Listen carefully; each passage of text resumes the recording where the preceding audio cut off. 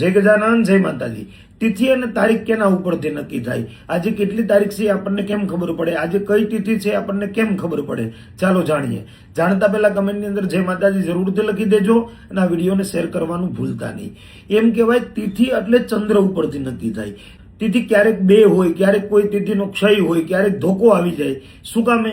તો કે ચંદ્રની ગતિ નક્કી નથી, એ વહેલા મોડા થાય છે એટલે તિથિમાં વધઘટ થાય છે। પણ તારીખ છે ને એ સૂર્ય ઉપરથી નક્કી થાય છે। એટલે દર જાન્યુઆરી મહિનાની 14 તારીખે જ મકર સંક્રાંતિ આવે, એટલે કે 12 મહિનામાં 12 રાશિ ફરીને મકર રાશિની અંદર સૂર્ય પ્રવેશ કરે એટલે મકર સંક્રાંતિ કહેવાય। તો સૂર્ય ઉપરથી તારીખ નક્કી થાય છે, તો તારીખમાં કોઈ દિવસ કોઈ પણ પ્રકારનો ફારફેર થતો નથી। એટલે સૂર્ય છે એ જગતનો આત્મા છે અને ચંદ્ર છે એ આપણું મન છે।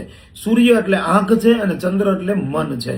તો સૂર્ય અને ચંદ્રની જો આપણી ઉપર કૃપા હોય તો આપણે ડિસિઝન પાવર આપણું મજબૂત હોય, આપણું મનોબળ મજબૂત હોય, આપણામાં આત્મવિશ્વાસ ભરપૂર હોય, સમાજની અંદર માન પ્રતિષ્ઠા ઇજ્જત આબરૂ આપણને મળતી હોય, જ્યાં જઈએ ત્યાં આપણો અલગ જ એક પ્રભાવ આપણે છોડીને આવતા હોઈએ છીએ। અને ચંદ્ર જો તમારો મજબૂત હશે ને તો તમે ડિસિઝન લેવામાં જરા પણ વાર નહીં લગાડો, તમે તત્કાળ ડિસિઝન લઈ શકવાની તમારી અંદર ક્ષમતા હશે।